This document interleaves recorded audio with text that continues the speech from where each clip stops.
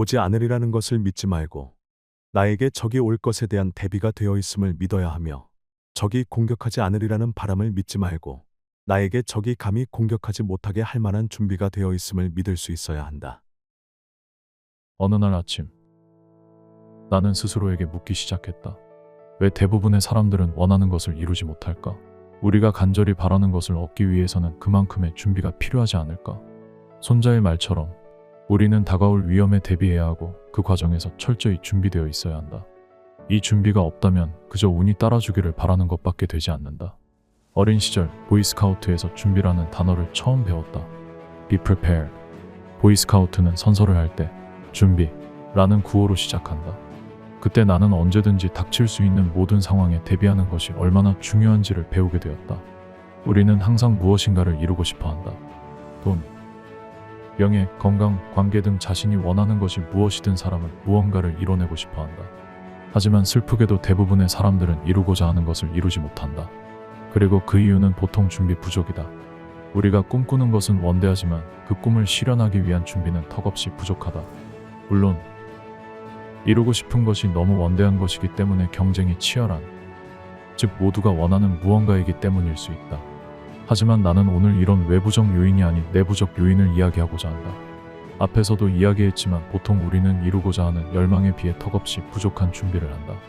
예를 들어 살을 빼고 싶지만 그에 맞는 식단과 운동 계획을 준비하지 않는다. 부자가 되고 싶다고 말하면서도 절약과 저축, 투자에 대한 준비가 되어 있지 않다. 준비가 없는 목표는 당연히 패배로 직결될 수밖에 없다. 누군가는 이렇게 물을지도 모른다. 준비가 잘 되어 있으면 무조건 승리할 수 있는 것인가?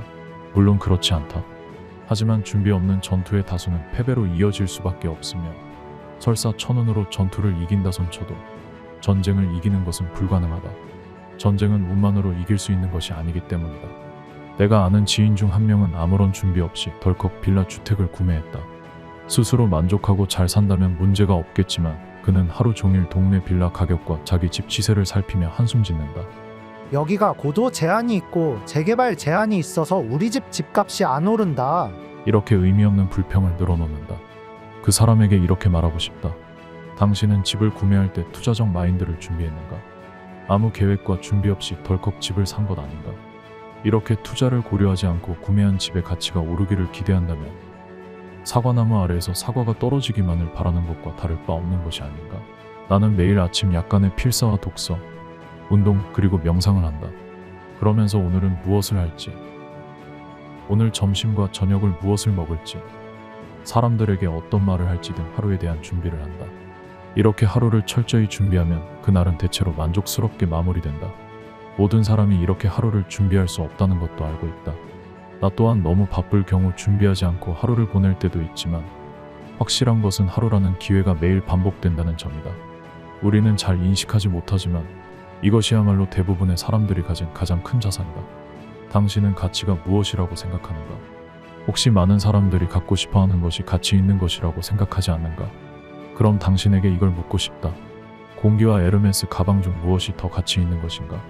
모두가 가치 있다고 여기는 것이 실제로 그런 가치를 가지는 것은 아니다.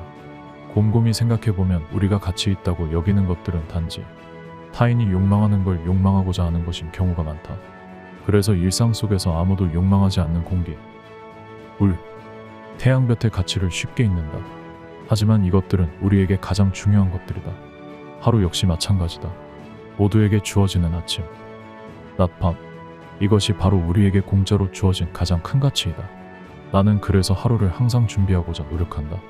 나에게 하루는 너무나도 소중하기 때문이다. 당신에게 제안하고 싶다. 거창한 것이 아니어도 좋다.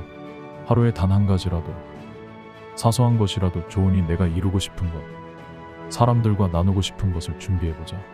재미있게도 하루는 계속 반복된다. 너무나도 가치 있는 이 하루는 심지어 거의 무제한처럼 느껴진다. 그래서 우리는 더 준비해야 한다. 하루는 사실 무제한이 아니니까 말이다.